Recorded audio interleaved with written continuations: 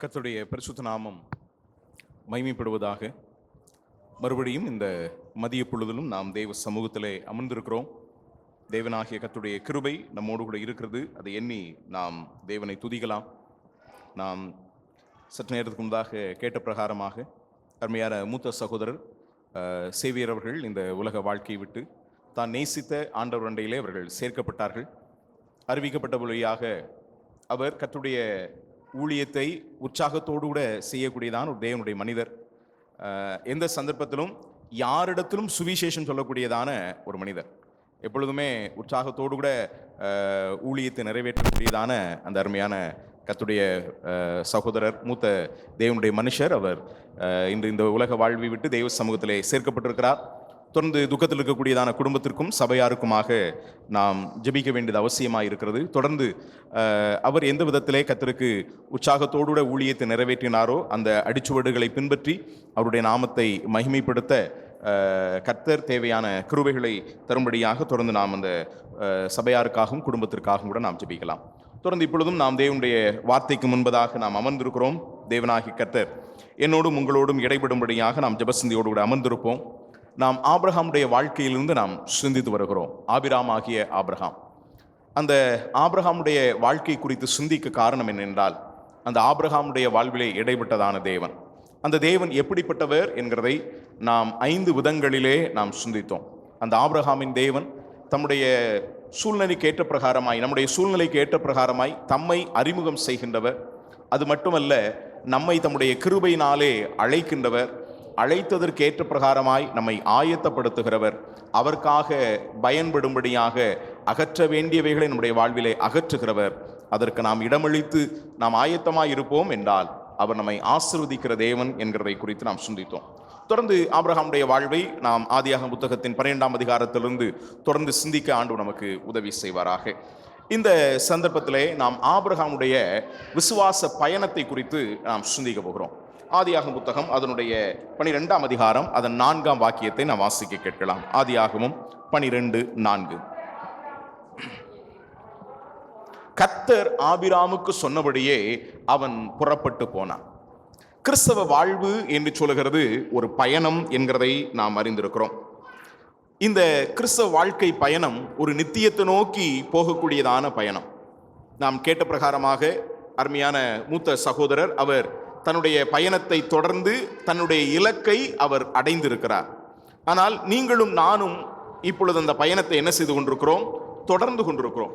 ஆகவே இந்த கிறிஸ்தவ வாழ்வின் பயணம் எப்படிப்பட்ட ஒன்றாக இருக்கிறது என்கிறதை நாம் சீர்தூக்கி பார்க்க வேண்டியது அவசியமான ஒன்றாக இருக்கிறது. இந்த கிறிஸ்தவ வாழ்க்கை பயணம் என்று சொல்லுகிறது இது கண்காணிக்கப்படுகிற ஒரு பயணமாக இருக்கிறது. ஆண்டவருடைய வாழ்வின் பயணத்தை அவர் எப்பொழுதுமே கண்காணித்து கொண்டே இருக்கிறார். இந்த கிறிஸ்தவ வாழ்க்கையின் பயணம் என்று சொல்லுகிறது ஒரு குறிக்கோள் உள்ளதான ஒரு பயணம். இந்த கிறிஸ்தவ வாழ்வினுடைய பயணம் என்று சொல்லுகிறது வெகுமதியை உடையதான ஒரு பயணம். அதே வேளையிலே இந்த கிறிஸ்தவ வாழ்வின் பயணம் என்று சொல்லுகிறது தடை நிறைந்த பயணம். ஆனால் அநேக நேரங்களிலே இந்த பயணத்திலே பயணப்பட்டு கொண்டிருக்கிறதான நாம் எதற்காக பயணப்படுகிறோம் என்கிறதே அறியாதவர்களாக பயணம் செய்து கொண்டிருக்கிறோம். ஒரு தடவை ஒரு ரயில்வே ஸ்டேஷனில் ட்ரெயின் கிளம்ப ஆரம்பித்தது. அப்போ ட்ரெயின் கிளம்ப ஆரம்பித்த பொழுது அந்த பிளாட்ஃபார்மில் ஒரு வயதான தாத்தா வேகமாய் அவர் நடந்து வந்து கொண்டிருந்தார். அப்போ பொதுவாக நீங்கள் பார்த்தீங்க அப்படின்னா இந்த ரயில்வே ஸ்டேஷன் ஆகட்டும், பஸ் ஸ்டாண்ட் ஆகட்டும், பஸ்ஸு போகிற வரைக்கும் படிக்கட்டு பக்கத்தில் கொஞ்சம் பேர் நின்றுக்கிட்டே இருப்பாங்க வெளியே. ஆனால் அந்த பஸ்ஸோ ட்ரெயினோ கிளம்புகிற சந்தர்ப்பத்தில் ஏறுவாங்க. அதுபோல இந்த ட்ரெயின் புறப்படுகிற அந்த சந்தர்ப்பத்தில் சில வாலிபர்கள் அந்த படிக்கட்டில் என்ன செய்தாங்க? ஏறி அந்த ட்ரெயின் மூவ் ஆகும்போது அதில் தொங்கி கொண்டு போனார்கள். இந்த தாத்தா அந்த பிளாட்ஃபார்மில் வேகமாய் நடந்து வந்து கொண்டு இருக்கிறத பார்த்த பொழுது ஒரு வாலிபன் அந்த தாத்தாவுக்கு கை கொடுத்து இந்த ட்ரெயினில் என்ன செய்தான்? ஏற்றி விட்டுனான். ஏற்றி விட்ட உடனே அந்த தாத்தாவுக்கு ரொம்ப வேகமாக நடந்து வந்திருந்தார். இந்த ட்ரெயினில் வேறு அவசரமாக ஏற்றி விட்டாங்களா அப்படின்ற நிலையில் அவருக்கு கொஞ்சம் ரொம்ப மூச்சு வாங்க ஆரம்பித்தது. மேல் மூச்சு கீழ் மூச்சு வாங்க ஆரம்பித்த உடனே அவருக்கு ஒரு இடம் கொடுத்து அவரை ஆசுவாசப்படுத்துகிறதுக்காக ஒரு இடத்துல உட்கார வச்சாங்க.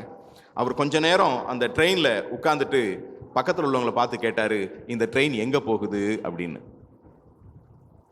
இதுபோல தான் இன்னைக்கு யாரோ எப்படியோ நம்மளை ஏத்தி விட்டுட்டாங்க அப்படின்றது போல நம்முடைய வாழ்க்கை என்கிறதான பயணத்தை நாம் ஆரம்பித்திருக்கிறோம். ஆனா இந்த வாழ்க்கை பயணத்தினுடைய நோக்கம் என்ன என்பதையே அறியாதவர்களாகவே நம்முடைய வாழ்க்கை பயணத்தை நாம் என்ன செய்து கொண்டிருக்கிறோங்க, மேற்கொண்டு கொண்டிருக்கிறோம். ஆனால் இந்த வாழ்க்கை பயணத்திற்கு ஒரு நோக்கம் இருக்கிறது. இந்த வாழ்க்கை பயணம் அது கண்காணிக்கப்படுகிறதான ஒரு பயணம். இந்த பயணத்தின் முடிவிலே அதற்கான ஒரு வெகுமதியும் என்ன செய்கிறதுங்க, இருக்கிறது என்கிறதை நாம் சிந்தித்து பார்க்க வேண்டியது அவசியமாக இருக்கிறது. இந்த வாழ்க்கை பயணத்திலே நாம் சந்திக்கக்கூடிய பல்வேறு விதமான அனுபவங்கள் இருக்குது. பல்வேறு விதமான அனுபவங்களை நாம் எதிர்கொள்ளக்கூடியவர்களாக இருக்கிறோம். சில நேரங்களில் அது நமக்கு அவசியமானவைகளும் இருக்கிறது, அனாவசியமானவைகளாகவும் இருக்கிறது, அத்தியாவசியமானவைகளாகவும் இருக்கிறது. ஆனா வாழ்க்கை பயணத்துல எது அவசியம், எது அனாவசியம், எது அத்தியாவசியம் என்கிறதை நாம சரியாக வகையறுக்க பழகிவிட்டோம் என்றால் எந்த ஒரு பிரச்சனையுமே கிடையாது. ஆனா சில நேரங்களில் என்ன செய்யறோம் அப்படின்னா, இந்த பயணத்துல நாம எல்லாமே இருக்குது அப்படின்னு தேவையில்லாத எல்லாம் எடுத்து வைத்துக் கொள்கிறது நிமித்தம் அநேக நேரங்களில் நம்முடைய வாழ்க்கை பயணம் மிக சிரமமாய் மாறி போகிறது. பொதுவாக இந்த பேருந்துகளிலே எழுதி போட்டிருப்பாங்க, உங்களுடைய சுமையை எந்த அளவுக்கு நீங்க குறைக்கிறீங்களோ அந்த அளவுக்கு உங்களுடைய பயணம் எப்படி இருக்கும், இனிமையானதாக இருக்கும். சில நேரங்களில் வாழ்க்கையில நாம தேவையில்லாததெல்லாம் நம்முடைய வாழ்க்கையில ஏற்றி வைத்துக் கொள்கிறது நிமித்தம் சில சந்தர்ப்பங்கள் நம்முடைய வாழ்க்கை பயணம் இனிமையாக இருக்கிறது இல்லை. எது தேவையோ, எது அவசியமோ, எது அத்தியாவசியமோ அதை சரியாய் புரிந்து கொண்டு நம்முடைய வாழ்க்கை பயணத்தில் இடமளிப்போம் என்றால் நம்முடைய வாழ்க்கை பயணம் என்றும் இனிதாக அமையக்கூடியதாக இருக்கும். இப்பொழுதும் கூட நாம் ஆபிரகாமுடைய விசுவாச பயணத்தை நாம் இங்கே கவனிக்கிறோம். இங்கே நாம் என்ன பார்க்கிறோம் என்று சொன்னால், ஆபிரகாம் அவன் புறப்பட்டான் என்கிறதை நாம் வாசிக்கிறோம். அப்படித்தானே வாசித்தோம்? அந்த வசனத்தை மறுபடியும் வாசிங்க. கர்த்தர் ஆபிரகாமுக்கு சொன்னபடியே அவன் புறப்பட்டு போனான். ஒன்று புரிந்து கொள்ளுங்க, கர்த்தர் நம்மை அழைக்கும் போது அந்த அழைப்புக்கு கீழ்ப்படிந்து நாம் முன்னேறுவோம் என்று சொன்னால், நம்முடைய வாழ்க்கை பயணத்திலே கர்த்தர் நம்மை நடத்தும்படியாக அவருடைய கரங்களிலே நம்மை ஒப்பு கொடுப்போம் என்றால் நம்முடைய வாழ்க்கை பயணம் இனிதாக இருக்கும். கர்த்தர் நம்மை நடத்துவார் என்றால் அவர் எப்படி நடத்துவார் என்றால், இதே ஆபிரகாமுடைய வாழ்வில் இருந்தே நம்ம கற்றுக்கொள்ள முடியும். அவர் நேர்வழியாய் நடத்துகிற கர்த்தர். 24ஆம் அதிகாரத்தில் அதற்குரியதான சம்பவமும் நிகழ்வும் நமக்கு இருக்கு. முன்னாலே நேரம் இல்லாததுனாலே அதற்குள்ளாக நான் போக வேண்டும் என்று விரும்பல. கர்த்தர் நம்மை நடத்துவார் என்றால் அவர் நேர்வழியாய் நடத்தக்கூடியதான ஒரு கர்த்தர். நாம பிரயாணம் பண்ணி கொண்டு போகும்போது கர்த்தருடைய கரங்களிலே அர்ப்பணிக்கும் பொழுது அவர் நம்மை நேராய் நேர்த்தியாய் அவர் நடத்துவார். கர்த்தரை சார்ந்து கொண்டா போதும், அவரிடத்துல விட்டு கொடுத்தா போதும், கர்த்தர் நேராய் நடத்துவார். ஆனா நாம செய்ய வேண்டியது என்ன அப்படின்னா, நாம் ஒரு அடிச்சுவடு எடுத்து முன்னெடுத்து வைக்க வேண்டியது அவசியமா இருக்கிறது.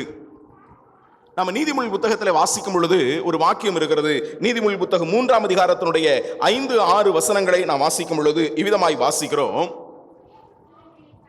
உன் சுய புத்தியின் மேல் சாயாமல், நம்முடைய சுய புத்தியின் மேலே சாயாதபடிக்கு கர்த்தரை நம்பிக்கையாய் வைத்து நாம் முன்னேறுவோம் என்று சொன்னால், நாம் எங்கு போய் சேர வேண்டுமோ அங்கே கர்த்தர் நம்மை கொண்டு போய் என்ன செய்வாருங்க, நடத்துவார், நம்மை நடத்துவார். எரேமியாவின் புத்தகத்தில் வாசிக்கிறது பொழுது நாம் அடியெடுத்து வைக்கும் பொழுது வழி இதுவே என்று பின்னாலே கேட்கத்தக்கதான் ஒரு சத்தம் என்ன செய்யுங்க, தொனிக்கும். கர்த்தர் நம்மை நடத்துகிறவராக இருக்கிறார். இதை சொல்லும் போது நாங்கள் இப்பொழுது குடியிருந்து கொண்டு இருக்கக்கூடியதான இந்த வீட்டின் அனுபவத்தை குறித்து ஒரு வார்த்தை சொல்ல விரும்புகிறேன். சில வருடங்களுக்கு முன்பதாக நாங்கள் திருமணமாகி கூடல்புதூர் பகுதியிலே ஊழியத்தின் நிமித்தமாக நாங்கள் அங்கே குடிபெயர்ந்து அங்கே குடியிருந்தோம். சில வருஷங்கள் நாங்கள் அங்கே குடியிருந்த சந்தர்ப்பத்தில் அந்த வீடு காலி செய்ய வேண்டியதான ஒரு நிர்பந்தம் ஏற்பட்டது. வீட்டு வாடகையும் வீட்டுக்காரர்கள் கூட்டி விட்டார்கள். நீங்கள் காலி செய்யுங்க அப்படின்னு சொல்லிட்டாங்க. வேற வழி இல்லாதபடிக்கு என்ன செய்ய அப்படின்னு நாங்கள் யோசித்தோம். அப்பொழுது நாங்கள் கொடுக்கத்தக்கதான அந்த வீட்டு வாடகைக்கு ஏற்ற நிலையில எந்த ஒரு வீடும் அங்கே என்ன செய்யலைங்க, இல்லை. அதை விட அதிகமான கூடுதல் வாடகை தான் சொன்னாங்க. மட்டுமல்ல, இப்ப இந்த நாங்க கொடுக்கிற அந்த வாடகைக்கு போனோம் அப்படின்னா அது குடியிருக்கிறதுக்கு ஏற்ற விதமாகவோ அல்லது ஊழியம் செய்கிறதுக்கு ஏற்ற விதமாகவோ வீடுகள் என்ன செய்யலைங்க, இல்லை. அப்படி இருக்கும்போது ஒரு நாள் கட்டடத்தில் ஜெபம் பண்ணிட்டு அந்த வழியாய் நான் வாக்கிங் போகிற சந்தர்ப்பத்தில் ஒரு வீடு அங்கே வாடகைக்கு விடப்படும் என்று எழுதப்பட்டிருந்தது. உடனே அது ஒரு பெரிய வீடு, நாங்கள் முதல்ல குடியிருந்தது பார்த்தீங்கன்னா ஒரு 2 ரூம் இருக்கும், அவ்வளோதான். அதான் ஒரு சின்ன ஒரு வீடு தான். அப்போது எதுக்கும் இந்த வீட்டுக்காரருக்கு ஃபோன் பண்ணுவோமே அப்படின்னு சொல்லி நான் ஃபோன் பண்ணேன். ஃபோன் பண்ணப்போ வீட்டு வாடகைக்கு விடுன்னு போட்டிருக்கீங்க, என்ன வாடகை அப்படின்னு கேட்டேன். அப்போ அவங்க சொன்னாங்க, நீங்கள் வந்து பாருங்க அப்படின்னாரு. இல்லைங்க, நான் ஒரு பட்ஜெட் வச்சுருக்கிறேன், ஆனால் அந்த பட்ஜெட்டுக்கு உங்கள் வீடு அடங்குமான்னு எனக்கு தெரியல, ரொம்ப பெருசாக இருக்குது, இருந்தாலும் கேட்டு பார்ப்போம்னு தான் நான் கேட்டு பார்த்தேன், ஆனால் உங்கள் வீடு ரொம்ப பெருசு அப்படின்னு அவர்கிட்ட சொன்னேன். அப்போ அவர் சொன்னார், இல்லைங்க நீங்கள் வந்து பார்த்துட்டு நீங்கள் அதுக்கப்புறம் வாடகை சொல்லுங்கள் அப்படின்னாரு. அப்போ கர்த்தரிடத்தில் ஜெபம் பண்ணோம். ஆண்டவரே, உம்முடைய விசுவாசத்தின் நிலையில் நாங்கள் அடியெடுத்து வைக்கிறோம், நீர் உம்முடைய சித்தத்தின்படி நடத்தும் அப்படின்ற நிலையில் ஒரு நாள் ஞாயிற்றுக்கிழமை ஆராதனை முடிஞ்சிட்டு நாங்களும் எங்கள் சபையில் இருந்த இன்னொரு சகோதரர் குடும்பம் அங்கே இருந்தாங்க. அப்போ அவங்களும் போய் அந்த வீடை பார்க்குறதுக்காக நாங்கள் போனோம். அன்றைக்கி தான் அந்த வீட்டுக்கு அவங்க வந்து பால் காய்ச்சுறாங்க. அந்த வீட்டுக்காரங்க பால் காய்ச்சுறாங்கன்னா அங்கே அவங்க சொந்தக்காரங்க மட்டும் கொஞ்சம் பேர் இருக்கிறாங்க. அப்படி போன பொழுது நாங்கள் அந்த வீடெல்லாம் பார்த்தா நாங்கள் நினச்சதை விட அது கொஞ்சம் பெரிய வீடாக தான் என்ன செய்தது இருந்தது. புது வீடு, அப்போ தான் புதுசாக கட்டி பால் காய்ச்சுறாங்க. சரி, இந்த வீடு நமக்கு கிடைக்காது, சரி வந்து ஏதோ பார்த்துட்டு போயிட்டோம் அப்படின்னு சொல்லிட்டு, சரிங்க சந்தோஷம், எவ்வளோ வாடகை அப்படின்னு அவர்கிட்ட கேட்டோம். அப்போ அவர் சொன்னார், நீங்கள் எவ்வளோ கொடுப்பீங்க அப்படின்னு அவர் சொன்னார். இல்லைங்க, நான் ஒரு பட்ஜெட் வச்சுருக்கிறேன், ஆனால் அந்த பட்ஜெட்டுக்கு வந்து நாங்கள் இப்போ கொடுக்குறது ஒரு குறிப்பிட்ட அளவு நாங்கள் கொடுக்குறோம், ஒரு 3000 ரூபா கொடுத்துக்கிட்டு இருக்கோம். ஒரு வேளை ஒரு 3500 ரூபா இந்த மாதிரி இருந்தால் ஒரு வேளை கொடுக்கலாம், அவ்வளோதான், அதுக்கு மேலே ஒன்றும் என்னது எங்களால் முடியாது அப்படின்னு. அப்போ இல்லை, நீங்கள் கொடுக்குறத கொடுங்க அப்படின்னாரு. கொடுக்குறத கொடுங்கன்னா எனக்கு ஒன்றும் தெரியலங்க அப்படின்னு. நீங்கள் ஒரு 3800 ரூபா கொடுங்க அப்படின்னு சொன்னார். உண்மையை சொல்லணும்னா அந்த சந்தர்ப்பத்திலேயே அந்த வீடு அதை விட அதிகமான வாடகைக்கு கொடுக்கப்படுகிறதான ஒரு நிலையில் இருந்த வீடு. நடந்தது என்ன தெரியுமா? கிட்டத்தட்ட 14 வருடங்களுக்கு அதிகமாக இப்பொழுது இந்த வீட்டில் குடியிருந்திருக்கிறோம். நாங்கள் கொடுக்கறதான் வாடகை. கர்த்தருக்கு ஸ்தோத்திரம். நாங்கள் கொடுக்கறதான் வாடகை. ஏன் இந்த மாதம் வாடகை கொடுக்கல, எதுக்காக இவ்வளோ நாள் தள்ளி கொடுக்குறீங்க அப்படின்னு இதுவரைக்கும் அவங்க என்ன செஞ்சதில்லைங்க, கேட்டதில்லை. நான் தான் பரிதாபப்பட்டு, சரி நமக்கு இந்த வீட்டை வாடகை கொடுத்துருக்காங்களேன்னு சொல்லி நான் தான் பரிதாபப்பட்டு ஏதோ வருஷத்துக்கு கொஞ்சம் கொஞ்சமாக கூட்டி இப்போ கொஞ்சம் ஒரு மாதிரி அமௌண்ட்டை கூட்டி நானாக கொடுத்துக்கிட்டு இருக்கேன். அவங்க ஏன் கூட்டினீங்கன்னு கேட்கல, எதுக்காக குறைச்சிங்கன்னு கேட்கல.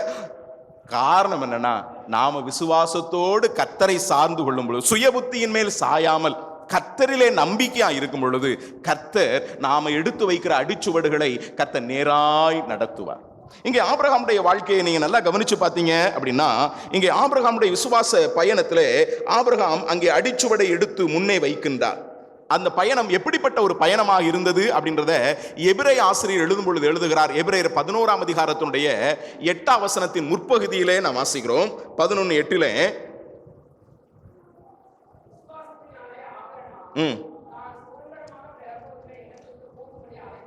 ஓ விசுவாசத்தினாலே ஆபிரகாமுடைய பயணம் எப்படிப்பட்ட ஒரு பயணமாக இருந்தது என்றால், ஒரு விசுவாச பயணமாக இருந்தது. இன்னும் சொல்லணும்னா, தான் போகிற இடம் இன்னதென்று அவனுக்கு தெரியல. எங்க போறோம், எந்த இடத்துக்கு போறோம், எப்படி போறோம் அப்படிலாம் ஒண்ணுமே தெரியல. ஒருவேளை ஆபிரகாமை கர்த்தர் அழைத்த உடனே அவன் ஆரானை விட்டு அவன் புறப்பட்டு வர்றான். ஒருவேளை அங்க வழியை வந்து கொண்டிருக்கும் பொழுது ஆபிரகாமை பார்த்து ஒரு கேட்கிறார், ஆபிரகாமே என்ன செய்யற?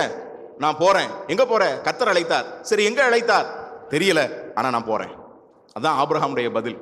உண்மை சொல்லணும்னா, கர்த்தரை சார்ந்து அவன் விசுவாசத்தோடு கூட அவன் அடி எடுத்து வைத்த போது நடந்தது என்ன அப்படின்னா, கர்த்தர் அவனை நடத்தினார்.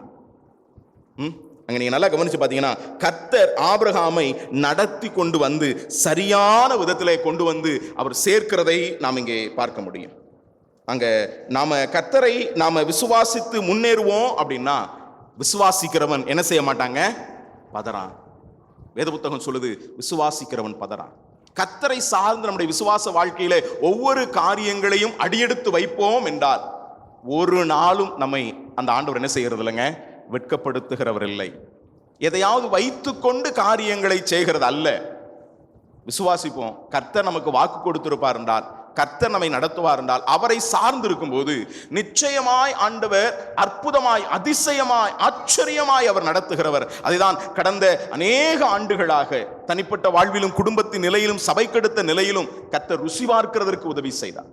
எந்த ஒரு நிகழ்வாகட்டுமே, எங்களுடைய குடும்பத்தின் நிகழ்வாகட்டும், ஊழியத்துக்கு எடுத்த காரியங்களாகட்டும், எதையும் கையில வைத்துக்கொண்டு ஒன்றையும் செய்கிறதில்லை. கர்த்தரை சார்ந்து நிற்கும் போது, கர்த்தரை விசுவாசித்து அவர் சொன்ன வார்த்தைகளை நம்பி அவரை சார்ந்து நிற்கும் போது ஆண்டவர் அற்புதமாகவும் ஆச்சரியமாகவும் அவர் நடத்தக்கூடியவராக இருக்கிறார்.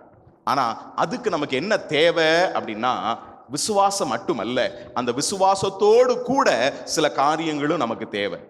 அது என்ன? ஆபிரகாமுடைய வாழ்க்கை ஒரு விசுவாச பயணமாக தான் எதை நோக்கி போனாரோ அந்த இடத்தை அடையும்படியான நிலையிலே கர்த்தர் கொண்டு போய் சேர்த்ததனுடைய காரணம் என்ன என்றால், ஆபிரகாமுடைய விசுவாச பயணத்திலே என்ன இருந்தது என்கிறதை நாம் கவனிக்கும் போது 3 காரியங்களை உங்களுக்கு நான் இந்த மாலை பொழுதிலே சுட்டி காண்பிக்க விரும்புகிறேன். என்ன என்றால், 1, நான் வாசித்த அதே வசனத்தை நான் வாசிக்கலாமே.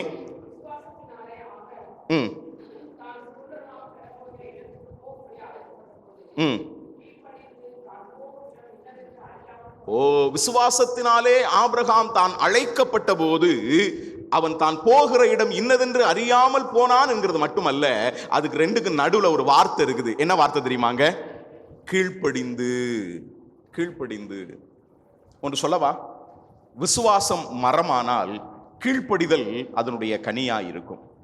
நம்முடைய விசுவாச வாழ்விலே கர்த்தரை நாம ருசிக்கணும் அப்படின்னா ஒன்று புரிந்து கொள்ளுங்க, கர்த்தர் நமக்கு சொல்லுகிறவைகளுக்கு கண்ணை மூடிட்டு கீழ்ப்படுகிறதற்கு தேவன் நம்மிடத்தில் எதிர்பார்க்கிறார். அது எப்படிங்க கண்ணை மூடிட்டு எது கீழ்ப்படிய முடியும் அப்படின்னு நீங்க கேட்கலாம். ஒருவேளை அது சிரமம்தான். ஆனா விசுவாசிக்கிறவன் பதறான். உண்மைதானே?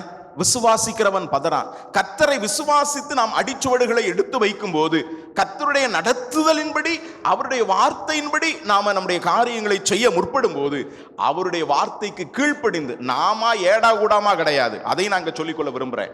கர்த்தர் என்ன சொல்லுகிறாரோ அதற்கு கீழ்ப்படிந்து நாம அடிச்சுவடுகளை எடுத்து வைக்கும் போது நாம போகிறதல்ல, கர்த்தர் நம்மை கொண்டு போய் சேர்க்கக்கூடியவராக இருக்கிறார். நம்முடைய விசுவாச வாழ்விலே கீழ்ப்படிதல் மிக மிக அவசியமான ஒன்று. கானானுக்குள்ள பிரவேசிக்கணும்னா என்ன வேணுங்க? கீழ்ப்படிதல் வேணுங்க. எபிரேயர் 4ஆம் அதிகாரத்தினுடைய 6ஆம் வசனத்திலே நாம் வாசிக்கும் பொழுது என்ன வாசிக்கிறோம்? எபிரேயர் 4:6 விதமாய் சொல்லப்பட்டிருக்கிறது,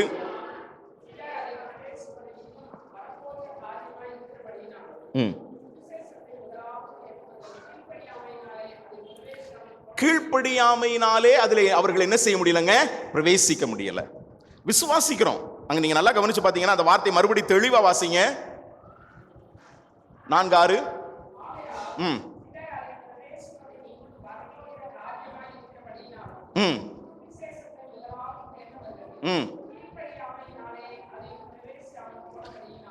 கீழ்ப்படியாமையினாலே அதிலே பிரவேசியாமல் போனபடினாலும். ஆனா நம்ம விசுவாசிக்கிறோம், ஆனால் விசுவாசித்த நாம கீழ்ப்படிய வேண்டியது அவசியம். லோத்துடைய வாழ்க்கையை நீங்க நல்லா கவனிப்பீங்க அப்படின்னா, அழைக்கப்பட்டவன் ஆபிரகாம், ஆனால் அண்டி கொண்டு வந்தவன் யாருங்க? லோத்து. அப்படிதானே?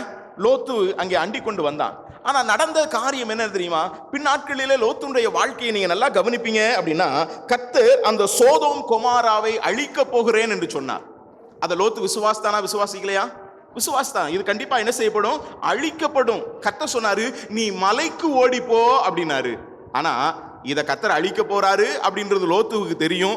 அவன் அதை விசுவாசித்தான். காரணம், அவன் தன்னுடைய இருதயத்தில் வாதிக்கப்பட்ட ஒரு நீதிமானாக இருந்தான். காரணம், அங்க இருக்கக்கூடியதான அந்த நிகழ்வை பார்த்து கர்த்தர் கண்டிப்பா இதுல மேலே தம்முடைய கோவாக்கினை சொரிய பண்ணுவார் என்று அவனுக்கு நன்றாகவே தெரியும். ஆனா கர்த்தர் என்ன சொன்னார்னா, நீ மலைக்கு ஓடிப்போ அப்படின்னாரு. ஆனா அவன் அதுக்கு கீழ்ப்படி என்ன செய்யலங்க? விரும்பல.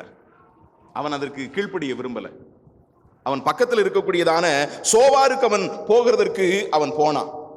விளைவு என்ன தெரியுமா? விளைவு என்ன தெரியுமா? 2 துன்மார்க்கமான சந்ததி என்ன செய்ததுங்க? அவனிலிருந்து உருவானது என்கிறதை பார்க்கிறோம். நம்ம வாழ்க்கையில தேவனுக்கு கீழ்ப்படியும்படியாய் தேவன் நம்மிடத்தில் எதிர்பார்க்கிறார். நாம கீழ்ப்படியும் போது தேவன் நம்மை ஆசீர்வதிக்கும். ஆபிரகாமுடைய வாழ்க்கை நீங்க நல்லா கவனிச்சு பார்த்தீங்கன்னா, கர்த்தர் சொன்ன வார்த்தைக்கு ஆபிரகாம் கீழ்ப்படிந்ததனுடைய விளைவு அவன் பூரண ஆயுசுள்ளவனாக அவன் மரித்தான் என்று வேத புத்தகம் சொல்லுது. ஆனா ஆபிரகாமோடு கூட வந்தவன் தான் இந்த லோத்து. அவனுடைய வாழ்விலும் விசுவாசம் இருந்தது. ஆனா அவன் கீழ்ப்படிதல் இல்லாத நிலையின் நிமித்தம் லோத்துவனுடைய மரணத்தை குறித்து வேத புத்தகத்தில் நம்ம வாசிக்க முடியல. லோத்துனுடைய மரணத்தை குறித்து எங்கேயாவது நீங்க பாக்குறீங்களா? லோத்து எப்படி மரித்தான் அப்படின்ற எந்த ஒரு சங்கதியும் இல்லை. அவன் புறப்பட்டான், அவன் விசுவாசித்தான். ஆனா அவனுடைய முடிவு அது என்னன்னே நமக்கு தெரியாத ஒரு கேள்விக்குறியாய் மாறி போனது. ஆனால் ஆபிரகாமுடைய வாழ்வின் முடிவு ஒரு பரிபூர்ணம் உள்ளதான சம்பூர்ணம் உள்ளதான ஒன்றாய் காணப்பட காரணம் என்ன அப்படின்னா அவனுடைய கீழ்ப்படிதல். நாம் கீழ்ப்படியும் போது தேவன் நம்மை ஆசீர்வதிக்கிறார். அதை நாம மறந்துட வேணாங்க. வேத புத்தகத்தில் ஏராளமான வசனங்களை சொல்ல முடியும். லேவியராகம புத்தகம் 26ஆம் அதிகாரம், உபாகம புத்தகம் 28ஆம் அதிகாரம், இதைகளெல்லாம் நீங்க கவனித்து பார்ப்பீங்க அப்படின்னா, நீ என் வார்த்தைக்கு என்னுடைய சொல்லுக்கு கீழ்ப்படிந்து என்னுடைய சட்டதிட்டங்களுக்கு நீ கீழ்ப்படிவாய் என்றால் நான் உன்னை ஆசீர்வதிப்பேன், பூமியில் உள்ளதான சகல ஜாதிகளிலும் உன்னை மேன்மையாக வைப்பேன் என்று கர்த்தர் சொல்கிறார். இன்னொன்னு புரிஞ்சுக்கோங்க, நாம எவ்வளவுக்கு எவ்வளவு கீழ்ப்படுகிறோமோ அவ்வளவுக்கு அவ்வளவு ஆசீர்வாதம் தர்றேன்லாம் ஆண்டவர் சொல்லல.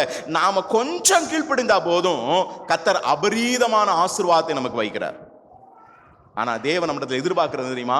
கொஞ்சம் கீழ்ப்படிதல். ஆனா உலகத்தில் உள்ள எல்லாமே கீழ்ப்படியுது. யோனாவின் புத்தகத்தை நீங்க நல்லா கவனிச்சு பார்ப்பீங்க அப்படின்னா, கடந்த வாரத்திலிருந்து நாங்க யோனாவின் புத்தகத்தை நாங்க எங்களுடைய சபையில படிக்க ஆரம்பித்திருக்கிறோம். யோனாவின் புத்தகத்தை நீங்க நல்லா கவனிச்சு பார்த்தீங்க அப்படின்னா, யோனாவின் புத்தகத்துல அங்க கடல் கீழ்ப்படிஞ்சிச்சு, காற்று கீழ்ப்படிஞ்சிச்சு, மீன் கீழ்ப்படிஞ்சிச்சு, செடி கீழ்ப்படிஞ்சிச்சு, பூச்சி கீழ்ப்படிஞ்சிச்சு, சகல ஜீவராசிகள் எல்லாம் கீழ்ப்படிந்தது. ஆமாவா இல்லையா? கர்த்தர் கடலுக்கு காற்றுக்கு கட்டளையிட்டார், அது கொந்தளித்தது, படகே உடைந்து போகத்தக்கதான, கப்பலே உடைந்து போகத்தக்கதான கொந்தளிப்பு உண்டானது. கடைசியில யோனாவை தூக்கி கடலுக்குள்ள போட்டாங்க. கர்த்தர் மீனுக்கு கட்டளையிட்டார், மீன் அவனை என்ன செஞ்சுங்க? முழுங்கிச்சு. முழுங்கி சாப்பிட்டுருச்சா? கிடையாதுங்க. 3 நாள் உள்ள வச்சுக்கிட்டு இருக்கு. சாப்பிட்டா கூட பிரச்சனை இல்லை, உள்ள வச்சுக்கிட்டு இருக்குது.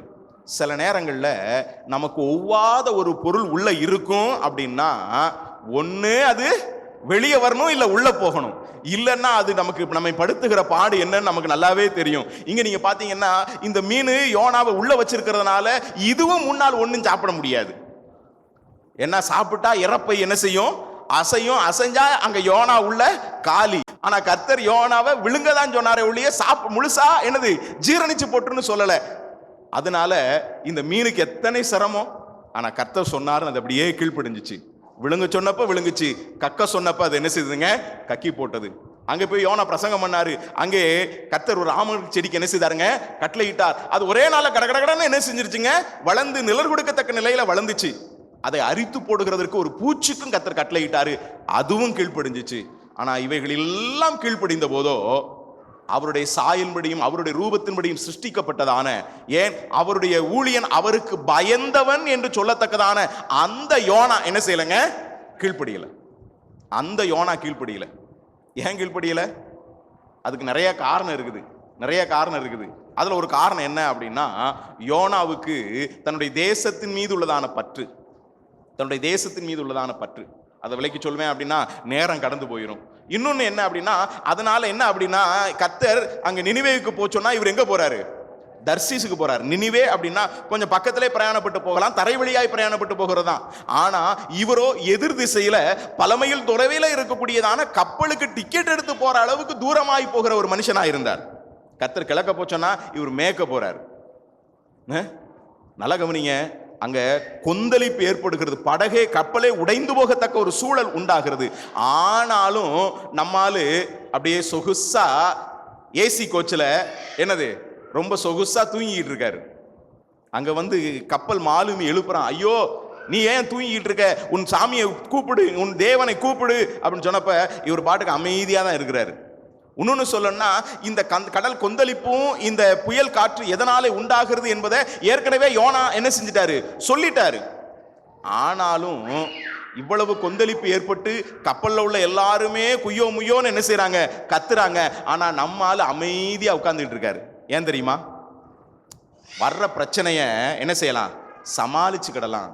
இந்த பிரச்சனை வந்த உடனே யோனா, ஐயோ ஆண்டவரே நான் தவறான வழிக்குள்ள போறேன், என்னை என்ன செய்ய மன்னிச்சிருங்க ஆண்டவரே, இப்பவே நான் அந்த என்னது நினிவேக்கு போறதான வழியில நான் திரும்பி போயிடுறேன் அப்படின்னு என்ன செய்யலங்க? ஒப்பு கொடுத்தாரா? ஏன் அப்படின்னா, வர்ற பிரச்சனைய கப்பல் உடையிற மாதிரி தானே இருக்குது, உடையல் அல்ல. அந்த சந்தர்ப்பத்திலே நல்லா என்ன அவருக்கு என்ன வருது?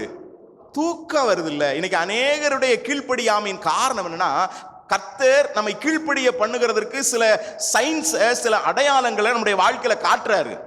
நாம கீழ்ப்படியல, நாம கர்த்தரை விட்டு தூரம் போறோம் அப்படின்றதுக்கு சில அடையாளங்களை நம்முடைய வாழ்க்கையில உணர்த்துறாரு. ஆனா உணர்த்தும் போதும் கூட நாம ஏன் கீழ்ப்படுகிறது இல்ல அப்படின்னா, சில பிரச்சனை வருது, கப்பல் உடையிற மாதிரி தானே இருக்கு, இன்னும் உடையல, எவ்வளவு தூரம் போக முடியுமோ போட்டும் பார்த்துக்கலாம்.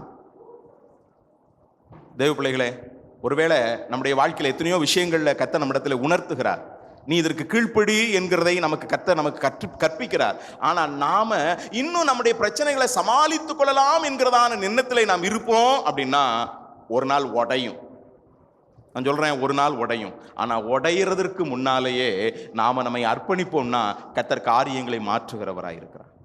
இங்க ஆபிரகாமுடைய விசுவாச வாழ்க்கை பயணத்தை நீங்க நல்லா கவனிப்பீங்க அப்படின்னா, ஏன் ஆண்டவர் அங்கே கானானுக்கு கொண்டு போய் கர்த்தர் ஆபிரகாமை சேர்த்தார் என்றால், 7ஆம் வசனத்தில் நீங்க வாசித்து பார்த்தீங்கன்னா, அங்கே போய் அவன் கானானை என்ன செய்கிறாங்க, அடைகிறான். கானானை ஆபிரகாம் அடைகிறதை பார்க்கிறோம். கானான் என்கிறது நோக்கம் அல்ல, போற இடம் என்னன்னு தெரியாது.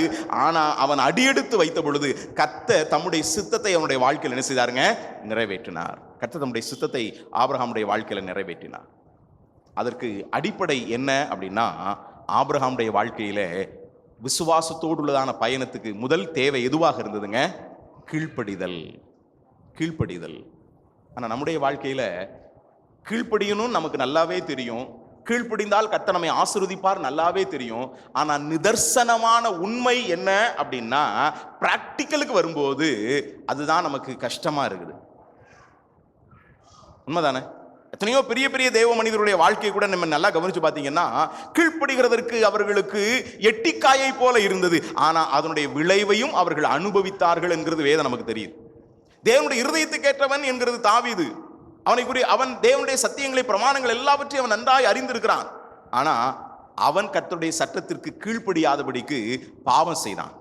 பத்சேபாளிடத்தில் அவன் பாவம் செய்தான். அதனுடைய விளைவை அவன் அனுபவிக்க கூடியவனாக இருந்தான்.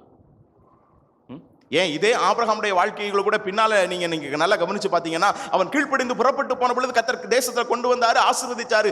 ஆனா கர்த்தர் அவனுக்கு வாக்கு பண்ணார், நான் உனக்கு சந்ததியை தருவேன் அப்படின்னு. ஆனா அதுக்கு அவரால் காத்திருக்க முடியல. இவராகவே குறுக்கு வழியில போய் காரியங்களை செய்ய முற்பட்ட பொழுது என்னதுங்க, ஆகாரின் மூலமாக இஸ்மவேலை பெற்றெடுத்தாங்க. அது இன்னைக்கு வரைக்கும் குத்துகிற முள்ளா இருக்கா இல்லையா?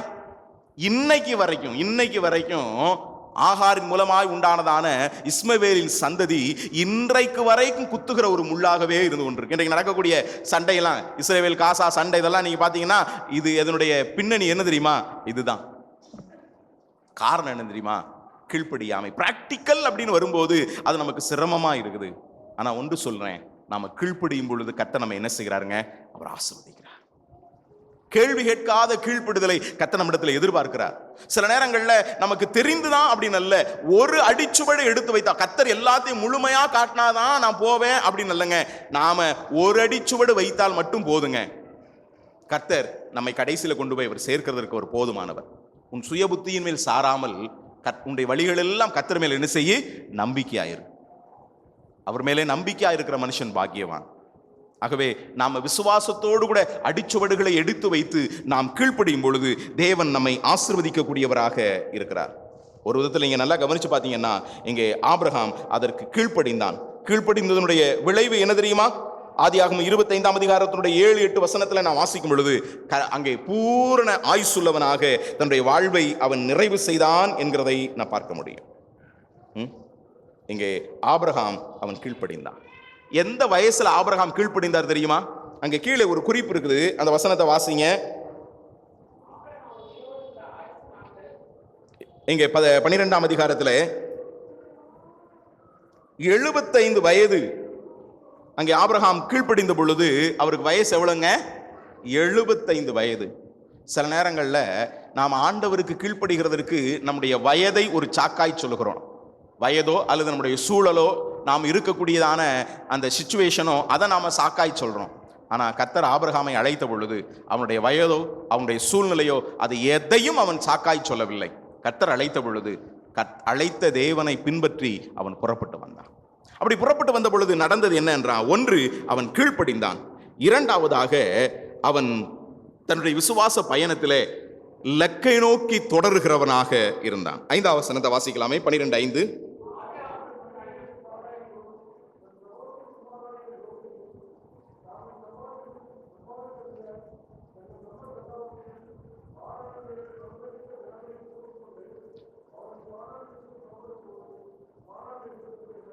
அங்கே அவன் போகிற இடம் இன்னதென்று அறியாமல் போனான்னு சொல்லப்பட்டிருக்கிறது. ஆனா இங்க நீங்க வாசித்து பார்த்தீங்கன்னா அவன் கானானை நோக்கி போனான் என்று சொல்லப்பட்டிருக்கிறது. அப்படின்னா ஒருவேளை நம்ம நினைக்கலாம் இது கொஞ்சம் விகற்பமாய் தோன்றுகிறது போல நமக்கு இருக்கலாம். ஆனா உண்மை என்னன்னா அவன் போகிற இடம் இன்னதென்று அறியாமல் தான் போனான். ஆனா அவன் ஒரு லெக்கையோடு கூட அவன் போனான். நான் சொல்றதனுடைய அர்த்தத்தை நீங்க புரிஞ்சுக்கிடணும். கர்த்தர் கானானுக்கு தான் போச்சொன்னார்ன்ற நிலையில் அவன் போகல, அவன் புறப்பட்டு போனான். ஆனா புறப்பட்டு போகும்போது தன்னுடைய விசுவாச பிரயாணத்துல ஒன்று அவனுக்கு கீழ்ப்படிதல் இருந்தது, ரெண்டாவது ஒரு இலக்கு அவன் வைத்திருந்தான். கிறிஸ்தவ வாழ்க்கைன்றது லெக்கில்லாத ஒரு வாழ்க்கை அல்ல. அப்போஸ்தலனாகிய பவுல் சொல்லும்போது பிலிப்பியர்கள் நிருபத்திலே அவர் சொல்லுகின்றார், 3ஆம் அதிகாரத்தினுடைய 14ஆம் வசனத்திலே நாம் என்ன வாசிக்கிறோம் அப்படின்னா, பிலிப்பியர் 3ஆம் அதிகாரத்தினுடைய 14ஆம் வசனத்திலே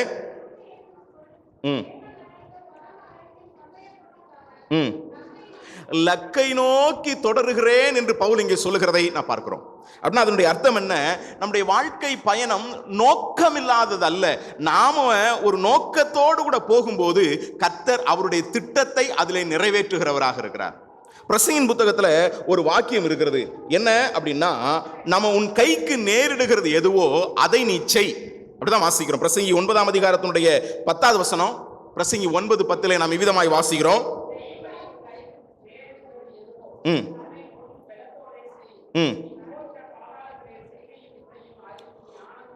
ஓ, உன் கைக்கு என்ன நேரிடுகிறதோ அதை நீ உன் பலத்தோட செய். கர்த்தர் அதிலே அவருடைய சித்தத்தை அவர் என்ன செய்கிறவராக இருக்காருங்க? நிறைவேற்றுகிறவராக இருக்கிறார். இலக்கு என்று சொன்னால் அது நாம குறித்து கொள்ளக்கூடியதான ஒன்று அல்ல. தேவன் அதை என்ன செய்கிறாருங்க? ஏற்படுத்துறார். நமக்கு என்ன வருகிறதோ அதை நாம செய்யும் போது கர்த்தர் அதிலே அவருடைய சித்தத்தையும் திட்டத்தையும் அதில் என்ன செய்கிறாருங்க? நிறைவேற்றுகிறவராக இருக்கிறார் என்கிறதை நான் பார்க்க முடியும். இங்கே ஆபிரகாம் விசுவாசத்தோடு கீழ்ப்படியும் போது தேவன் அந்த லெக்கை காண்பித்தார் அப்படின்றத விட நான் இப்படி அதை மாற்றி சொல்ல விரும்புகிறேன். ஆபிரகாம் விசுவாசத்தோடு கீழ்ப்படிந்த பொழுது தேவன் அந்த லெக்குக்கு நேராக ஆபிரகாமை கொண்டு போனார். நான் சொல்றது உங்களுக்கு புரியுதா? ஆபிரகாம் போனாரு, ஆனா போகிற போக்கிலேயே தேவன் தம்முடைய சித்தத்தை அதுல என்ன செய்தாருங்க? நிறைவேற்றினார். அதான் லெக்கு. நாம நியமிக்கிறது அல்ல. நாம விசுவாசத்தோடு கூட அடிச்சுவடை எடுத்து வைக்கும் பொழுது அதற்கு நேராக தேவன் நம்மை நடத்துகிறவராக இருக்கிறார். சில நேரங்களில் நம்முடைய வாழ்க்கை பாதையில இருளான அனுபவங்கள் நமக்கு ஏற்படலாம்.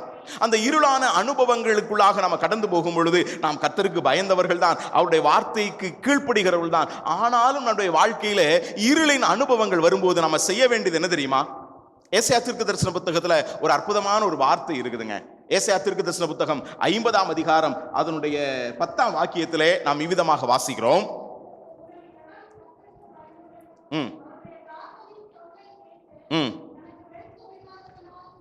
உங்களில் எவன் கர்த்தருக்கு பயந்து அவருடைய தாசனின் சொல்லை கேட்டு தனக்கு வெளிச்சம் இல்லாததினால். இங்க ஒரு மனுஷனை குறித்து பார்க்கிறோம். ஒரு விதத்தில் சொல்லணும் அப்படின்னா இது தாசனின் பாடல்கள் என்கிற நிலையிலே மேசியாவை குறித்து சொல்லப்பட்டிருக்கிறதான ஒரு பகுதி தான். ஆனா அதே வேளையிலே அது ஒரு தேவ பிள்ளையோடு கூடவும் நாம் ஒப்பிட்டு சிந்திக்க முடியும். இங்கே நான் வாசிக்கும் பொழுது ஒரு மனுஷனை குறித்து வாசிக்கிறோம். என்ன வாசிக்கிறோம் அப்படின்னா, உங்களில் ஒருவன், அவன் யாரு? கர்த்தருக்கு பயந்து, அவன் கர்த்தருக்கு பயப்படுகிறவன். இரண்டாவது அவனை குறித்து சொல்லப்பட்டிருக்கிறது, தன் தாசனின் சொல்லை கேட்கக்கூடியவன். கர்த்தருக்கு பயப்படுறவன், கர்த்தருடைய வார்த்தைக்கு கீழ்ப்படுகிறவன். ஆனா அப்படி கர்த்தருக்கு பயந்தும் கர்த்தருடைய வார்த்தைக்கு கீழ்ப்படுகிறவனா இருந்தும் அவனுடைய வாழ்க்கையில என்ன இல்லை தெரியுமா? அந்த வசனத்துல என்ன வாசிக்கிறோம்? வெளிச்சம் இல்லாததினாலே. சில நேரங்கள்ல நாம கர்த்தருக்கு பயப்படுகிறவர்களாக இருக்கிறோம்.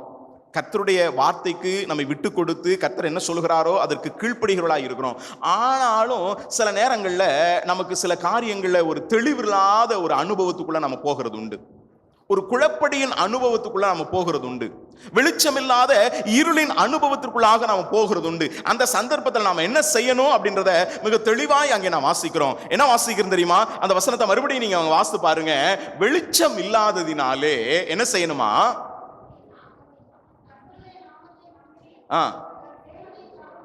கர்த்தருடைய நாமத்தை நம்பி தன் தேவனை சார்ந்து கொள்ள கடவன். நாம செய்ய வேண்டியது என்ன தெரியுமா? நாம கர்த்தருக்கு பயப்படுறோம், அவருடைய வார்த்தைக்கு கீழ்ப்படுகிறோம். ஆனாலும் அதுல எந்த விதமான கைடன்ஸோ, எந்த விதமான லைட்டோ, எந்த விதமான பிரகாசமோ, எந்த விதமான வெளிச்சமோ இல்லைன்னா நாம செய்ய வேண்டியது என்னன்னா, கர்த்தரை நம்பு. இஸ்ரவேலே கர்த்தரை நம்பு. நாம சில நேரங்கள்ல ஒரு அருமையான ஒரு பாட்டு பாடுறோம். என்ன வந்தாலும் நம்புவேன் என் நேச மீட்பரை, யார் கைவிட்டாலும் பின் செல்வேன் எனது இயேசுவை. அகல ஆழ உயரமாய் எவ்வளவு அன்பு கூர்ந்தார், என்ன துன்பங்கள் வந்தாலும் அவர் என்னை கைவிட மாட்டார். என்ன துன்பங்கள் வந்தாலும் அவர் என்னை கைவிட மாட்டார். காக்கும் வல்ல மீட்பர் உண்டனக்கு, உண்டனக்கு, உண்டனக்கு. காக்கும் வல்ல மீட்பர் உண்டனக்கு, காத்திடுவார் என்றுமே, காத்திடுவார் என்றுமே. நாம் உண்மையாய் அருமையாய் பாடுகிறோம், என்ன வந்தாலும் நம்புவேன் என் நேச மீட்பரை அப்படின்னு. ஆனா சில நேரங்கள்ல பிரச்சனைன்னு வரும்போது அவர் நமக்கு உதவி செய்வாரா, இவர் நமக்கு உதவி செய்வாரா, அவர் எனக்கு காரியங்களை பார்த்துக் கொள்வாரா, இவர் எனக்கு காரியங்களை பார்த்துக் கொள்வாரான்னு நம்ம போறோம். ஆனா நடக்கிறது என்ன தெரியுமா? வேதம் தெளிவா சொல்லுது, நீ கர்த்தருக்கு பயந்து அவருடைய வார்த்தையை கேட்கக்கூடியதான ஒரு பக்தியுள்ள தேவ பிள்ளைதான். ஆனாலும் கூட நீ வெளிச்சமில்லாத அனுபவத்துக்குள்ள நீ போகிறன்னா, நீ செய்ய வேண்டிய விஷயம் என்ன அப்படின்னா, நீ கர்த்தரை நம்பு, நீ கர்த்தரை நம்பு. வெறும் பாட்டு பாடுகிற கிறிஸ்தவர்களாய் மட்டுமல்ல, பாடுபடுகிற கிறிஸ்தவர்களாக நாம் இருக்கணும். என்ன வந்தாலும் நம்புவேன் அப்படின்னு பாட்டு பாடிடணும். ஆனா பிரச்சனை வரும்போது அவரையும் இவரையும் பார்த்து, அதை இதையும் பார்த்து, அது நமக்கு உதவி செய்யுமா, இது நமக்கு உதவி செய்யுமான்னு சொல்லி மனிதர்களையும் மற்றவைகளையும் நாடி போகிறவர்களாக இருக்கின்றோம்.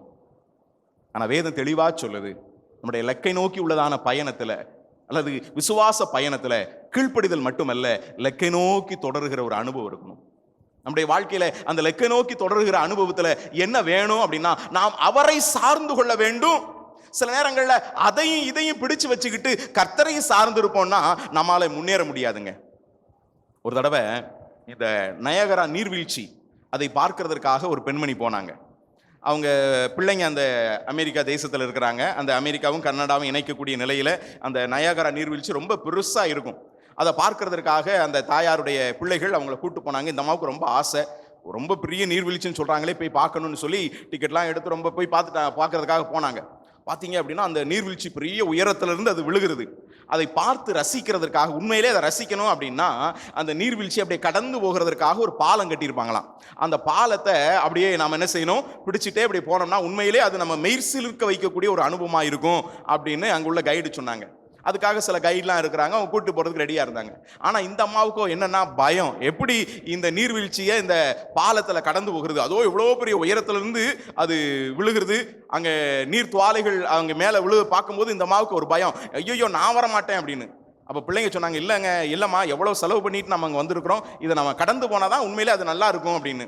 அந்த அம்மா ரொம்ப பயப்பட்டதுனால அந்த கைடு சொன்னார், அம்மா நீங்கள் கவலைப்படாதீங்க, நான் உங்களை கூப்பிட்டு போகிறேன். நீங்க என்ன பண்ணுங்க அப்படின்னா, இந்த கம்பியை என்ன செஞ்சுக்கோங்க, இருக்க பிடிச்சுக்கோங்க, இருக்க பிடிச்சிட்டு நீங்க நடந்தீங்கன்னா ஈஸியா நடந்துடலாம் அப்படின்னாங்க. இல்ல அதெல்லாம் நான் பிடிக்க மாட்டேன், எனக்கு பயமா இருக்கு அப்படின்னாங்க. அப்போ அந்த கைடு சொன்னாரு, அப்படின்னா பரவாயில்லம்மா, நீங்க என்ன பண்ணுங்க, எண்ணெயை பிடிச்சுக்கோங்க, எண்ணெயை பிடிச்சுக்கோங்க, நான் உங்களை அங்க என்ன செய்யறேன், கூட்டு போறேன். ஒருவேளை விழுந்தா நானும் கீழே விழணும்ல, நீங்க என்னை பிடிச்சிருக்கிறதுனால விழுந்தா நீங்க விழுந்தா நானும் விழுவேன்ல, அதனால நீங்க என்ன இறுக்கமா பிடிச்சுக்கோங்க, உங்களை நான் கூட்டு போறேன் அப்படின்னாரு. சரின்னு இந்த அம்மா அந்த கைடை ரொம்ப இறுக்கமா அப்படியே பிடிச்சுக்கிட்டாங்க. இந்த கைடு சரிம்மா போலாமா அப்படின்ட்டு அவர் நகல்றாரு, அவரால் நகலவே முடியல. மறுபடியும் அவர் நகண்டு பார்க்கறார், அவரால் நகலவே முடியல. என்னன்னு பார்த்தா இந்த அம்மா கைடை இறுக்கமா பிடிச்சுக்கிட்டு, ஒரு கையில அவர் இறுக்கமா பிடிச்சிருக்கு, இன்னொரு கையில இந்த கம்பியும் என்ன செஞ்சிருங்க சேர்த்து இறுக்கமா பிடிச்சு வச்சிருக்கு. இது போலதான் சில நேரங்கள் நாம் என்ன செய்யறோம் அப்படின்னா, ஆண்டவரையும் பிடிச்சுக்கிறோம், மற்றதையும் பிடிச்சுக்கிறோம். ஒன்னு ஆண்டவரிடத்தில் முழுமையாய் சார்வோம் என்றால் அவர் நம்மை கொண்டு போவார். அதான் இங்க நம்ம வாசிக்கிறோம், தனக்கு வெளிச்சம் இல்லாதனாலே அவன் கர்த்தரை நம்பி அவரை என்ன செய்யணுங்க, சார்ந்து கொள்ள கடவன். நம்முடைய வாழ்க்கை பயணத்திலே, இலக்கை நோக்கி போகிறதான பயணத்திலே நாம செய்ய வேண்டியது என்ன அப்படின்னா, தேவனை சார்ந்து கொள்ள வேண்டும். விசுவாச வாழ்க்கையின் பயணம் ஆசீர்வதிக்கப்பட வேண்டும் என்று சொன்னார், ஒன்று நாம அவர் அழைத்த தேவனுக்கு கேள்வி கேட்காமல் கீழ்ப்படியணும். கீழ்ப்படியும் போது தேவன் நம்மை நடத்துகிறார். அவருடைய வார்த்தைக்கு கீழ்ப்படியும் போது ஒவ்வொரு நாளும் ஒவ்வொரு நிமிஷமும் அவர் நம்மை நடத்துகிறதற்கு போதுமானவர். மட்டுமல்ல, அதே வேளையிலே நாம் லெக்கை நோக்கி அவரை சார்ந்து கொண்டு போகும்போது அந்த லெக்கைக்கு கர்த்தர் நம்மை நடத்துகிறார், லெக்கை காண்பிக்கிறார் என்கிறத விட நான் இந்த வார்த்தையை சொல்ல விரும்புகிறேன். நாம முன்னேறி போகும்போது கர்த்தர் அதிலே நம்முடைய லெக்கை என்ன செய்கிறாருங்க, நாம் எட்டும்படியாக அவர் செய்கின்றார். அப்படி போறதான அந்த பயணத்துல நாம கவனிக்க வேண்டிய இன்னொரு விஷயமும் கூட இருக்குது. அங்க வாசித்து பாருங்க, அதனுடைய 6வது வசனத்துல 11:6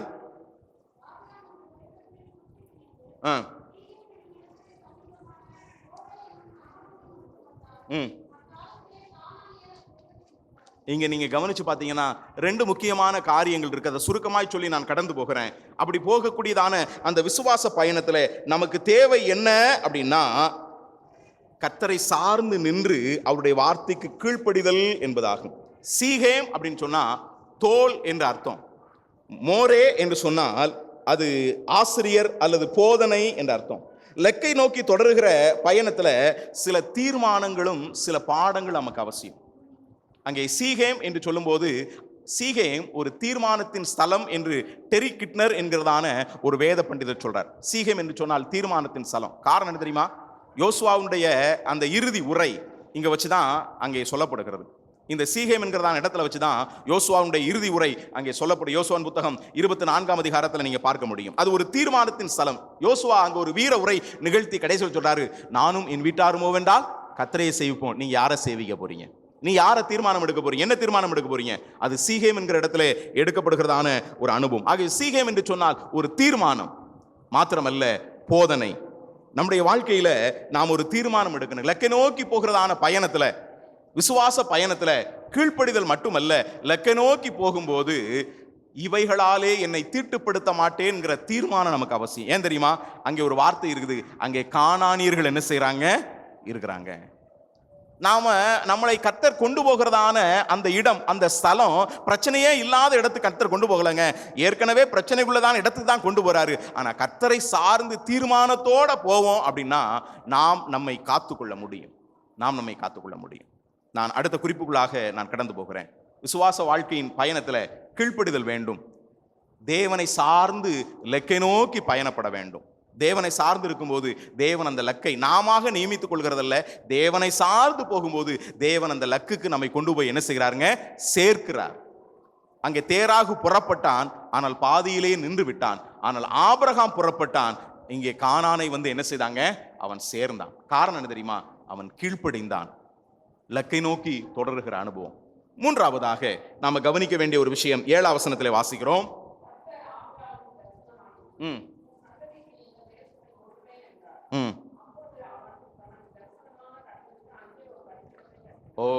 மூன்றாவதாக விசுவாச பயணத்திலே நாம் காணப்பட வேண்டிய அனுபவம், ஒன்று கீழ்ப்படிதல், 2 தேவனை சார்ந்து லெக்கை நோக்கி தொடர்கிற அனுபவம், மூன்றாவதாக தேவனோடு உள்ளதான உறவு நமக்கு அவசியம். கர்த்தருக்கு அங்கே ஒரு பலிபீடத்தை அவன் என்ன செய்தாங்க, கட்டினான். பலிபீடம் என்கிறது தேவனோடு உள்ளதான உறவை நமக்கு காண்பிக்கக்கூடிய ஒன்றாக இருக்கிறது. நல்லா கவனிச்சு பார்த்தீங்கன்னா, இதுவரைக்கும் கர்த்தர் அவனுக்கு 6 விதமான ஆசீர்வாதங்களை கொடுத்திருந்தார். முன்னால நீங்க வாஸ்து பார்த்தீங்கன்னா அங்கே 6 விதமான ஆசீர்வாதங்கள். உன்னை ஆசீர்வதித்து, உன்னை பெரிய ஜாதியாக்கி, உன் பெயரை பெருமைப்படுத்தி நீ ஆசீர்வாதமாயிருப்பாய், உன்னை ஆசீர்வதிக்கிறவன் நான் ஆசீர்வதிப்பேன், என்னை சபிக்கிறவளை சபிப்பேன், அப்படி எல்லாம் பூமியில வம்சங்கள் எல்லாம் உனக்குள்ள என்ன செய்யப்படும், ஆசீர்வதிக்கப்படும். 6 விதமான ஆசீர்வாதத்தை கொடுத்தாரு. இப்ப விசுவாசத்தோடு கீழ்ப்படிந்து முன்னேறி போய் தேவனோடு உள்ளதான ஒரு உறவை புதுப்பித்த நிலையில கர்த்தர் ஆபிரகாமுக்கு 7ஆவதாக ஒரு ஆசீர்வாதத்தை கொடுக்கிறாரு. என்ன தெரியுமா? தேசம் என்கிற ஆசீர்வாதம். இப்பதான் கர்த்தர் ஆபிரகாமுக்கு என்ன கொடுக்கிறாரு அப்படின்னா, இந்த தேசத்தை உனக்கு தருவேன். ஏழாவதாக ஒரு பரிபூர்ணமான நிலையிலே கர்த்தர் ஆபிரகாமை இங்கே ஆசீர்வதிக்கிறார். இங்கே உனக்கு இந்த தேசத்தை நான் உனக்கு தருகிறேன். கீழ்ப்படிந்து புறப்பட்டு போகிற ஆபிரகாமுக்கு கர்த்தர் ஒரு புதிய காரியத்தை வெளிப்படுத்துகிறார். இன்னொன்னு சொல்லணும்னா, தேவனோடு உள்ளதான உறவு நமக்கு புதிய வாக்குத்தத்தங்களை தருகிறதாக இருக்கிறது. தேவனோடு கூட எந்த அளவுக்கு நாம் நெருக்கம் உள்ளவர்களாய், தேவனோடு கூட நெருங்கி வாழுகிறவர்களாய் இருக்கிறோமோ, அந்த அளவுக்கு தேவன் தம்முடைய வாக்குத்தத்தங்களையும் ஆசீர்வாதங்களையும் தந்து நம்மை நிறைவுபடுத்தக்கூடியவராக இருக்கிறார். தேவனோடு உள்ளதான உறவிலே அவன் கீழ்ப்படிந்தான்.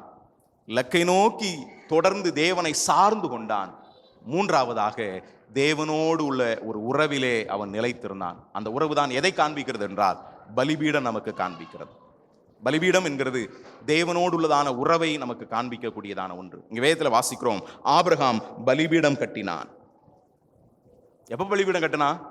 அந்த இடத்துல ஆண்டவர் சொல்றாரு, ஆபிரகாமே, உன்னை ஆசீர்வதிப்பேன்னு சொன்னேன், உன்னை பெருமைப்படுத்துவேன்னு சொன்னேன், நீ ஆசீர்வாதமா இருப்பாயின்னு சொன்னேன், இப்ப நான் இந்த தேசத்தை உனக்கு தர்றேன் அப்படின்னு நம்ம கிட்ட சொன்னார்னா உடனே என்ன பண்ணுவோம்? ஆண்டவரே, எந்த ஏரியா ஆண்டவரே, அடுத்த 4 பண்ண எவனும் பிரச்சனைக்கு வந்துடக்கூடாது, கரெக்டா சொல்லிருங்க, நாங்க என்னது அங்கே லேண்ட்மார்க் ஊனி நான் கரெக்டாக எல்லையை குறித்து வச்சுக்கிடணும், கரெக்டான இடம் அப்படி காட்டுங்க அப்படின்னு நாம் சொல்லியிருப்போம். ஆனால் இங்கே ஆபிரகாம் என்ன பண்ணான் தெரியுமா? கர்த்தர் ஆபிரகாமுக்கு கொடுத்த பொழுது ஆபிரகாம் கர்த்தருக்கென்று கொடுத்தான். நீங்கள் நல்லா அங்கே கவனித்து பார்த்தீங்க அப்படின்னா, இந்த தேசத்தை உனக்கு தருவேன் என்று சொன்ன பொழுது ஆபிரகாம் அங்கே பலிபீடம் கட்டினான். கர்த்தர் ஆபிரகாமுக்கு கொடுக்க ஆபிரகாமோ கர்த்தருக்கு கொடுத்தான். முதலாவது தேவனுக்கு, முதலாவது தேவனுடைய ராஜ்யத்தையும் அவருடைய நீதியும் தேடுங்கள், அப்பொழுது இவைகள் எல்லாம் உங்களுக்கு என்ன செய்யப்படுங்க? கூட படுக்கப்படும். உண்மையை சொல்லணும்னா, கர்த்தர் சொன்னாரு இதெல்லாம் உனக்கு சொந்தம் அப்படின்னப்ப ஆபிரகாம் அங்க திரும்ப ஆண்டவர் சொன்னா, ஆண்டவரே இதெல்லாம் உமக்குரியது அப்படின்னு. ஆண்டவருக்காக ஒரு பலிபீடம் கட்டினாங்க. நீங்க நல்லா கவனிச்சு பார்த்தீங்க அப்படின்னா, அங்கே ஆபிரகாமை குறித்து எபிரேய ஆசை எழுதும் பொழுது அவன் கூடாரங்களில் குடியிருந்தான். நல்லா கவனிச்சு பார்த்தீங்கன்னா, அவன் கூடாரம் என்கிறது நிலை பெயர்க்கக்கூடியதான ஒன்று, ஆனால் பலிபீடம் என்கிறது நிலையாய் கட்டப்படுகிறதான ஒன்று. கர்த்தருக்காக நிலைத்திருக்கக்கூடியதான ஒரு பலிபீடத்தை அவன் கட்டினான். அவன் தன்னை அந்நியனும் பரதேசியும் என்று அறிக்கையிட்டான். தேவனுக்காக நிலையான காரியங்களை செய்தான். மட்டுமல்ல, தேவனை அவன் என்ன செய்தான் தெரியுமாங்க? தொழுது கொண்டான் என்கிறதை நாம் வாசிக்கிறோம்.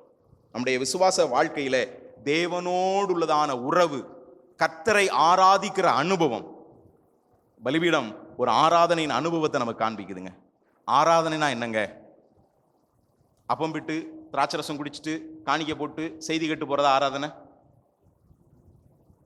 ஆராதனைன்னா அவர் யார் என்கிறதை அறிந்து நாம் அவருக்கு முன்னால எப்படிப்பட்டவர்களாக இருக்கிறோம் என்கிறதை உணரும் போது நம்மிடத்திலே இருந்து எழும்புகிற துதி ஸ்தோத்திரம், அதான் ஆராதனை. நம்முடைய ஆண்டவர் யார் என்கிறதை அறிந்து, இவ்வளோ பிரியதான தேவன், அவருக்கு முன்னால நான் எப்படிப்பட்டவனாக நிற்கிறேன்றத நம்முடைய நிலையை உணரும் போது ஒரு ஏக்க பெருமூச்சு வரும் பாத்தீங்களா? அதாங்க ஆராதனை. அந்த ஆராதனை ஒருவேளை கர்த்தாவே அப்படின்ற ஒரு வார்த்தையா இருக்கலாம், உமக்கு ஸ்தோத்திரம் ஆண்டவரே அப்படின்ற ஒரு வார்த்தையா இருக்கலாம், அல்லது ஒரு பாடலுடைய ஈரடிகளாக இருக்கலாம், இல்லை அப்படின்னா 2 சொட்டு கண்ணீராக இருக்கலாம். இவ்வளோ பெரியதான தேவன் அற்பனாகி என்னை நேசித்து எனக்காக இத்தனை பெரிய காரியங்களை செய்திருக்கிறாரே என்கிறதை உணரும் போது ஏற்படுகிற ஒரு மௌனத்தின் அனுபவமாக இருக்கலாம். அதாங்க ஆராதனை. சும்மா கையை தட்டிட்டு ஆராதனை உமக்கே அப்படின்னு பாடுறது அதெல்லாம் ஆராதனை. அவர் எப்படிப்பட்டவர், அவர் எனக்கு எவ்வளவாய் மேன்மையான காரியத்தை செய்திருக்கிறார், ஆனா அதுக்கு நான் அருகதையே இல்லையே, அருகதை இல்லாத எனக்கு இத்தனை பெரிய மேன்மை அவர் செய்திருக்கிறாரே என்கிறதை உணர்ந்து அவருக்கு நாம என்ன செலுத்தினாலும் சரி, ஒரு ஏக்க பெருமிச்சோடு கூட கர்த்தாவே உமக்கு ஸ்தோத்திரம் அப்படின்னு நாம சொன்னாலும் சரி, ஒரு பாட்டுடைய ஈரடிகளை பாடினாலும் சரி, அல்லது அவருக்கு முன்பதாக மௌனித்து தலைகுனைந்து 2 சொட்டு கண்ணீர் நம்முடைய உள்ளத்தின் ஆழத்திலிருந்து வரும் பார்த்தீங்களா? நம்முடைய கண்களில் இருந்து நம்முடைய கண்கள் ஈரமாகத்தக்க நிலையிலே வரும் அல்லவா? அதாங்க ஆராதனை. கர்த்தருக்காய் கொடுக்கிறதாங்க ஆராதனை. இங்க ஆபிரகாம் அதுதான் செஞ்சான். விசுவாச வாழ்க்கை பயணத்துல தேவன் அதை நம்ம இடத்துல எதிர்பார்க்கிறாருங்க. நம்முடைய விசுவாச வாழ்க்கை பயணம் இனிதாக வேண்டும் என்றால் அதற்கு தேவையான சிலவைகள் இருக்கிறது. என்ன தெரியுமா? ஒன்று கீழ்ப்படிதல். கர்த்தர் என்ன சொல்கிறாரோ அதற்கு அப்படியே கீழ்ப்படுகிற ஒரு அனுபவம். அது மாத்திரமல்ல, எங்கே போறோம் நமக்கு தெரியாது, என்ன செய்யற நமக்கு தெரியாது. ஆனா கர்த்தரை சார்ந்து கொண்டு இலக்கை நோக்கி தொடரும் போது, நம்ம என்ன காரியத்துக்காக வச்சிருக்காரோ இந்த காரியத்தான் கர்த்தரை செய்ய வைக்கிறாரு அப்படின்னு நிலையில இலக்கை நோக்கி கர்த்தரை சார்ந்து கொண்டு முன்னேறி போகும்போது, தேவனோடு உள்ளதான அந்த உறவிலே இத்தனை ஸ்லாக்கியத்தை எனக்கு செய்திருக்கிறீரே என்று தேவனோடு உள்ளதான அந்த உறவிலே நம்மை அர்ப்பணிப்போம் என்றால் அதாங்க ஆராதனை. அதுதான் தேவன் நம்மிடத்தில் எதிர்பார்க்கிறார். தேவன் அதை தான் எதிர்பார்க்கிறார். இங்கே ஆபிரகாமுடைய வாழ்க்கையை நீங்கள் நல்லா கவனிச்சு பார்ப்பீங்க அப்படின்னா, இங்கே ஆபிரகாம் தன்னுடைய விசுவாச வாழ்விலே அவிதமாய் தேவனுக்கு தன்னை அர்ப்பணித்தவனாக, தேவனுக்கு தன்னை விட்டு கொடுத்தவனாக தன்னுடைய விசுவாச வாழ்க்கையிலே ஆபிரகாம் முன்னேறுகிறதை நாம் இங்கே பார்க்க முடியும். நம்முடைய விசுவாச வாழ்க்கையில இவைகள் இருக்கிறதா? இந்த விசுவாச பயணத்திலே இவைகள் இருக்கிறதா? கீழ்ப்படிதல், தேவனை சார்ந்து இலக்கை நோக்கி தொடர்கிறதல், தேவனோடு உள்ளதான உறவு. என தேவனோடு உள்ளதான உறவு, தேவனை ஆராதிக்கிறதான அனுபவம், தேவனோடு கூட நேரம் செலவழிக்கக்கூடியதான அனுபவம். நான் மறுபடியும் சொல்றேனே, அவரை நாம கனம் பண்ணும்போது கர்த்தர் நம்மை கனம் பண்றாருங்க. இன்னைக்கு ஆராதனை என்கிறது அல்லது கர்த்தரோடு உள்ளதான உறவு என்கிறது ஒரு அற்பமாகவும் அசட்டையானதாகவும் மாறி போச்சு. எனக்கு நேரம் கிடைச்சா நான் ஆராதனைக்கு வருவேன், எப்போ வேணாலும் ஆராதனைக்கு வருவேன், எப்போ வேணாலும் ஆராதனை விட்டு எந்திரிச்சு போவேன். அதல்லங்க. கர்த்தருக்கு கொடுக்க வேண்டிய கனம், கர்த்தருக்கு கொடுக்க வேண்டிய மரியாதை, தேவனுக்கு செலுத்த வேண்டிய ஸ்தானத்தை நாம செலுத்தணுங்க. நான் பிதாவானால் என் கனம் எங்கே? நான் எஜமானானால் எனக்கு பயப்படும் பயம் எங்கே என்று கர்த்தர் கேட்கிறார். கர்த்தரோடு உள்ளதான நிலையில இன்றைக்கு நம்முடைய பிள்ளைகளை எங்க வேணாலும் அனுப்புறோம், படிக்கிறதுக்கு அனுப்புறோம், வேலை பார்க்கறதுக்கு அனுப்புறோம். நான் கேட்கிறேன், அவங்களை அனுப்புகிறதுக்கு முன்னால கர்த்தரை அவர்கள் அந்த போய் ஆராதிக்கிறதுக்குரியதான சுயாதீனமும் விடுதலை இருக்குதா அப்படின்றத தெரிஞ்சு அனுப்புறீங்களா? பிரதர், என் பையன் சென்னையில் படிக்கிறான். Praise lord brother. எங்க ஐக்கியத்துக்கு போறாங்க? அங்க பக்கத்துலலாம் ஒன்றும் போக முடியல பிரதர். அப்படி போகாத அளவுக்கு நீ படிச்சு ஒன்றும் வேணாம். நான் சொல்றேனே, அப்படி கர்த்தருக்கு முக்கியத்துவம் கூடாதபடிக்கு, கர்த்தருக்கு ஸ்தானம் கூடாதபடிக்கு அப்படி படிச்சு கிழிச்சவன் சபையை விட்டு போயிட்டான். உண்மை, நான் சொல்றேனே. ஆனா கர்த்தருக்கு முக்கியத்துவம் கொடுத்து தாங்கள் போகிற இடங்கள்ல, தாங்கள் படிக்கிறதற்கோ வேலை நிமித்தமா போகிற இடங்கள்ல தேவனோடு தேவ பிள்ளைகளோடுதான ஐக்கியத்துக்கு முக்கியத்துவம் கொடுத்து, தேவனோடுதான உறவுக்கு முக்கியத்துவம் கொடுத்து இருந்த பிள்ளைகள் இன்றைக்கு அநேகர் கர்த்தருக்கு என்ன செய்யறாங்க? சாட்சியா இருக்கிறாங்க. அநேகர் கர்த்தருக்கு சாட்சியா இருக்கிறாங்க. நம்முடைய விசுவாச வாழ்க்கை பயணத்துல அதான் நான் சொல்றேன், எப்படி வேணாலும் வாழலான்றது கிறிஸ்தவ வாழ்க்கை அல்ல, இப்படித்தான் வாழணுன்ற கிறிஸ்தவ வாழ்க்கை. அதை எப்படி வாழணும், வாழக்கூடாது என்கிறதற்கு ஆபிரகாமுடைய வாழ்க்கை படிப்பினை. ஆனா அதே நேரத்தில் விசுவாச வாழ்க்கை எப்பவுமே ஒரே மாதிரி இருக்காதுங்க. ஆபிரகாமுடைய வாழ்க்கையில் நீங்க பாத்தீங்க அப்படின்னா, அங்கே ஆபிரகாம் விசுவாச பயணத்தில் போனாரு.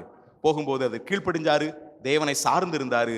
அது மட்டுமல்ல, தேவனோடுதான உறவிலே பலிபீடம் கட்டி தேவனோடுதான உறவிலே இருந்தாரு.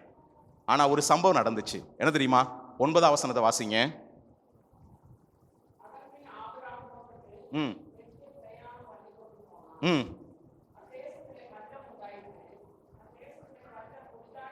விசுவாச வாழ்வின் பயணத்தை நீங்க நல்லா கவனிச்சு பார்ப்பீங்க அப்படின்னா, அவன் கீழ்ப்படிந்தான், தேவனோடு உறவிலே இருந்தான். அது மட்டுமல்ல, தேவனை சார்ந்து லக்க நோக்கி தொடர்கிறவனாய் இருந்தான். கர்த்தர் அவனுக்கு தேசத்தை என்ன செய்தாருங்க? வாக்கு பண்ணார். ஆபிரகாமே, நீ இங்கே குடியிரு, இந்த தேசத்தை உனக்கு நான் தருவேன் அப்படின்னு கர்த்தர் தேசத்தை கொடுத்த பொழுது கர்த்தருக்கு பலிபீடம் கட்டி தேவனோடு உள்ளதான உறவை புதுப்பித்து அவன் கர்த்தரை ஆராதித்தான். ஆனா நடந்தது என்ன அப்படின்னா, வாழ்க்கையில பயணம் இருந்தது. ஆனா அந்த பயணம் எப்படிப்பட்ட ஒன்றாக இருந்ததுன்னா, தேவனை விட்டு தூரமாய் போகிற ஒரு பயணமாய் இருந்தது. அவன் பிரயாணம் பண்ணி கொண்டே, அந்த வசனத்தை நீங்க எல்லாம் கவனிங்க, மறுபடியும் வாசிங்க. தெற்கே பிரயாணம் பண்ணிக்கொண்டு போனான் அப்படின்னா என்ன? கண்டினியூ டென்ஸ்ல இருக்குது. இதுக்கு முன்னால கானான்ங்கிற லெக்கை நோக்கி ஒரு தீர்மானத்தோடு கூட கர்த்தருடைய நடத்தலோடு போனான். இப்ப லெக்கில்லாமல் அவன் என்ன செய்றாங்க, போய்கிட்டே இருக்கிறான். ஆனா போன போக்குல என்ன உண்டாச்சு தெரியுமா? பஞ்சம் உண்டாச்சு. ஏன் பஞ்சம் உண்டாச்சு அப்படின்னா அதுக்கு ஒரு காரணம் இருக்குதுங்க. அதுக்கு ஒரு காரணம் இருக்கு. என்ன காரணம் தெரியுமா? அங்கே பஞ்சம் உண்டானது. எங்கே பஞ்சம் உண்டானது? அத்தேசத்திலே அப்படின்னு எழுதப்பட்டிருக்கு. அப்படிதானே? அத்தேசத்திலே. எந்த தேசத்திலே அப்படின்னா பலிபீடம் இல்லாத தேசத்துல.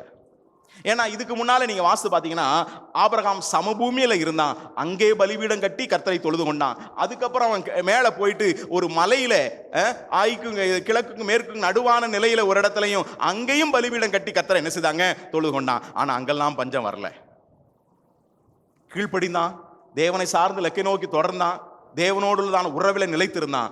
ஆனா தேவனோடு உள்ளதான உறவில இருந்து அவன் கொஞ்சம் பேக் ஸ்லைட் ஆகி வருகிற அனுபவம் வந்தப்போ அப்படின்னா என்ன தெரியுமா? பலிபீடம் இல்லாத தேசத்துல.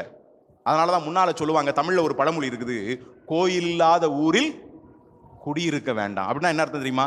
கர்த்தரை ஆராதிக்கிறதுக்கு அனுமதி இல்லாத இடத்துல, கர்த்தரை ஆராதிக்கிறதுக்கு வாய்ப்பு இல்லாத இடத்துல நீ படிக்க வேணாம், போகவும் வேணாம். அங்க பெரிய மாஸ்டர் டிகிரி பண்றதை விட இங்க ஒண்ணுமில்லாத ஒரு காலேஜில் படி, கர்த்தர் உடனே அதை விட மேன்மையாக உயர்த்துவார். நீங்க இன்டர்நெட்ல நீங்க சர்ச் பண்ணி பார்த்தீங்க அப்படின்னா 1924 பாரிஸில் நடந்ததான ஒலிம்பிக் போட்டியில எரிக் லிடில் என்று சொல்லக்கூடியதான ஒரு மனுஷன் தன்னுடைய தேசத்திற்காக ஓடும்படியாய் போனான். அவன் 100 மீட்டர் ஓட்ட பந்தயத்தில் அவன் சிறப்பாய் ஓடக்கூடிய ஒருத்தன் எரிக் லிடில். ஆனா நடந்தது என்ன தெரியுமா? அந்த ஓட்டப்பந்தயம் ஞாயிற்றுக்கிழமையில் நடந்தது. அவன் உடனே சொன்னான், அவனுடைய தேசம் ஒலிம்பிக் போட்டியில பங்கு பெறுகிறதற்காக அவனை அனுப்பிச்சு. ஆனா அவன் சொன்னான், நான் ஒரு கர்த்தருடைய பிள்ளை, இந்த ஞாயிற்றுக்கிழமையில நான் ஓட மாட்டேன், நான் கர்த்தருக்கு கொடுக்க வேண்டிய கணத்தை கர்த்தருக்கு கொடுப்பேன், நான் கர்த்தரை ஆராதிப்பேன் அப்படி சொன்னான். கடைசியில ஓடலை. அது நிமித்தம் அவனுக்கு பழக்கமே இல்லாத 400 மீட்டர் ஓட்ட பந்தயத்தில் ஓடுகிறதுக்கு ஒரு சூழல் ஏற்பட்டுச்சு. ஏன்னா ஞாயிற்றுக்கிழமை தான் இவன் ஓடுற ஓட்ட பந்தயம். ஆனா இவன் சொன்னா, நான் ஓட மாட்டேன். தேசம் அவனை அனுப்பி வச்சிருந்துச்சு. ஆனா அவன் சொன்னா, நான் ஒரு கர்த்தருடைய பிள்ளை, ஞாயிற்றுக்கிழமை கர்த்தரை ஆராதிக்கிறதுக்கு நான் கொடுப்பேன், நான் ஓட மாட்டேன். கடைசியில வேறொரு நாள்ல இவனுக்கு பழக்கமே இல்லாத 400 மீட்டர் ஓட்ட பந்தயத்தில் அவன் ஓட வேண்டியதான ஒரு நிலை, ஒரு நிர்பந்தம் அவனுக்கு ஏற்பட்டது. அப்படி ஓடுகிற சந்தர்ப்பத்தில் ஓடுறதுக்கு நிற்கும் பொழுது அவன் கையில் ஒரு துண்டு சீட்டை எழுதி யாரோ கொடுத்திருந்தார்கள். அந்த துண்டு சீட்டிலே இருந்த ஒரு வாக்கியம் என்ன ஒன்னா, ஒரு ரெஃபரன்ஸ் 1 சாமுவேல் 2ஆம் அதிகாரம் அதனுடைய 30ஆம் வாக்கியம். என்னை கனம் பண்ணுகிறவர்களை நான் கனம் பண்ணுவேன். நடந்தது என்ன தெரியுமா? இதுவரைக்கும் அவனுக்கு 100 மீட்டர் நல்லா ஓடுறவன், 400 மீட்டர் அவனுக்கு ஓடி பழக்கம் கிடையாது. ஆனா அதுல அவன் நிற்க வேண்டிய ஒரு சூழல். ஆனா கர்த்தர் என்ன செய்தார் தெரியுமா? அவனை கனம் பண்ணாரு. அது வரைக்கும் முறியடிக்கப்படாத நிலையில அவன் ஓடி உலக சாதனை அதில் படைச்சான்.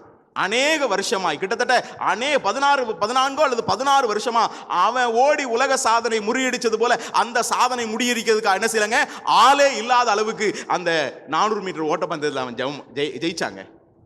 ஏன் தெரியுமா? அற்பத்தில் அவன் உண்மையுள்ளவனாக இருந்தான். கர்த்தரை கனம் பண்ணாங்க. தேவனோடு உள்ளதான உறவிலே நாம் எந்த அளவுக்கு இருக்கிறோம்? சில நேரங்கள் நம்முடைய வாழ்க்கையில அனுபவிக்கிற சில பஞ்சத்தின் பஞ்சம் அப்படின்னா குறைவு அப்படின்றது.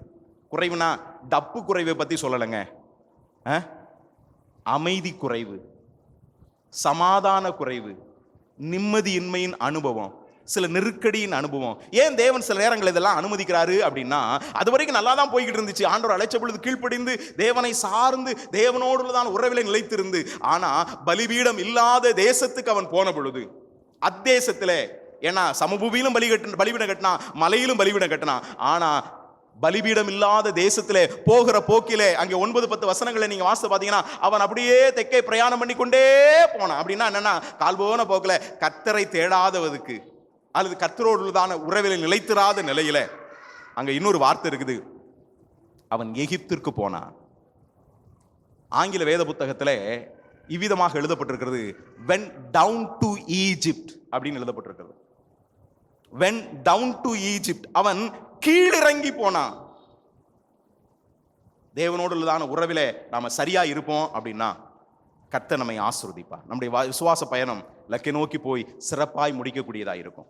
இந்த நாட்களில் கர்த்தர் கொடுக்க வேண்டியதான கனத்தை, மரியாதையை, ஆராதனைக்கு அடுத்த விஷயங்களிலே, தேவனோடு உள்ளதான உறவிலே, வேதம் வாசிக்கிறது, ஜெபிக்கிறது, தேவ பிள்ளைகளோடுதான ஐக்கியத்திற்கு நாம எந்த அளவுக்கு நேரம் கொடுக்கிறோம்? இன்னைக்கு முகந்தெரியாத யாருக்கோ முகநூல்ல சாட் பண்றதுக்கு நமக்கு நேரம் இருக்குது. ஹாய், ஹவ் ஆர் யூ, இதெல்லாம் கேட்கறதுக்கு நேரம் இருக்குது. ஆனா கர்த்தர் நமக்கு எழுதி கொடுத்த ஒரு நூல் இருக்குதுங்க, ஒரு வேத புத்தகம் இருக்குதுங்க, இதை புரட்டி பார்க்கறதுக்கு நமக்கு நேரம் இல்லை. நம்முடைய போன்ல டிங்னு ஒரு சத்தம் வந்துருச்சுன்னா உடனே என்ன மெசேஜ்னு பார்க்கறதுக்கு உடனே ரெடியா இருக்கிறோம். ஆனா பைபிளை எடுத்து காலையில திறந்து பார்க்கறதுக்கு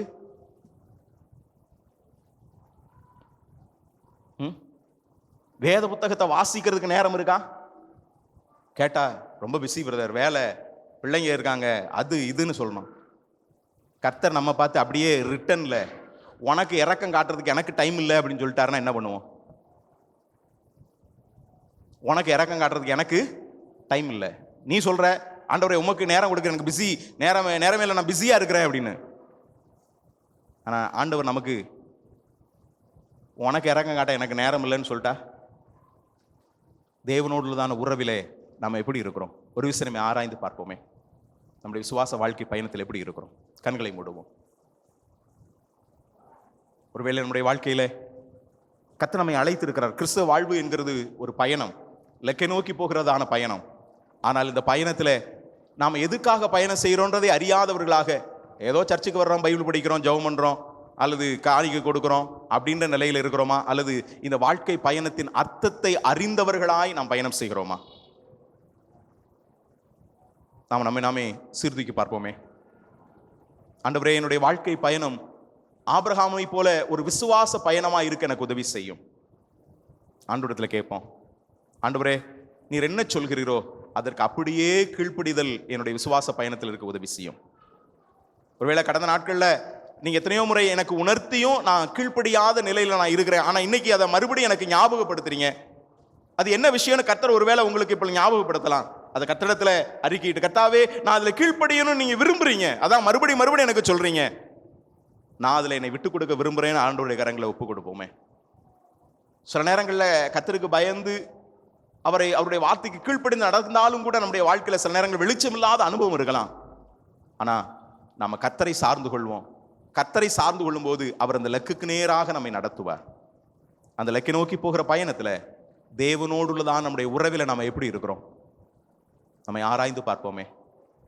ஆண்டவரே, என்னுடைய உறவிலே நான் தூரம் போய் இருக்கிறேன். ஆண்டவரே, உண்மையிலேயே கர்த்தர் கொடுக்க வேண்டிய கனத்தையும் நேரத்தையும் நம்ம கொடுக்கக்கூடியவர்களா இருக்கிறோமா அப்படின்னு கேட்டா, ஒரு காலத்துல இருந்தோம், ஆபிரகாமை போல ஒரு காலத்துல இருந்தோம். பலிபீடம், சமபூமியில பலிபீடம், மலையிலும் பலிபீடம்.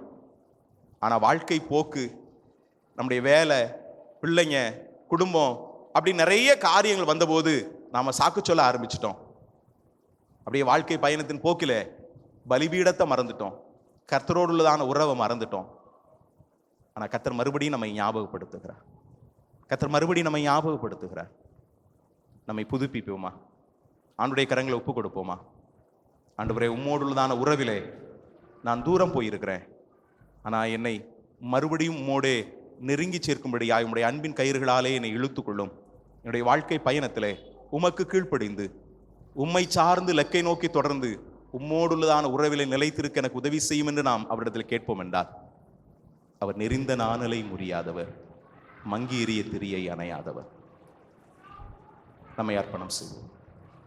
நெறிந்த நாணலை முறிக்காதவர், மங்கி எறியும் திரியை அணையா, புலம்பலை கழிப்பாய் மாற்றுபவர், விடுதலை தெய்வம் என் இயேசு. நெறிந்த நாணலை முறிக்காதவர், மங்கி எறியும் திரியை அணையா, புலம்பலை கழிப்பாய் மாற்றுபவர், விடுதலை தெய்வம் என் இயேசு, நீரன் சொந்தம், நீரன் பட்சம், துன்ப வேளைகளில் ஆழியின் ஆழங்களில் ஆனந்தம் நீர் எனக்கு. நெறிந்த நாணலை முடியாத கர்த்தர், மங்கி எரிய திரியை அணையாதவர். அவரிடத்தில் நம்மை அர்ப்பணிக்கும் பொழுது நம்முடைய விசுவாச வாழ்வின் பயணத்திலே ஆண்டவரை மறுபடியும் உமக்கு கீழ்ப்படிந்து உம்மை சார்ந்து உம்மோடு உள்ளதான உறவை நான் புதுப்பித்துக் கொள்ள என்னை அர்ப்பணிக்கிறேன். நம்மை அவருடைய கரங்களை ஒப்புக் கொடுப்போம். ஆண்டவர் நமக்கு உதவி செய்வாராக.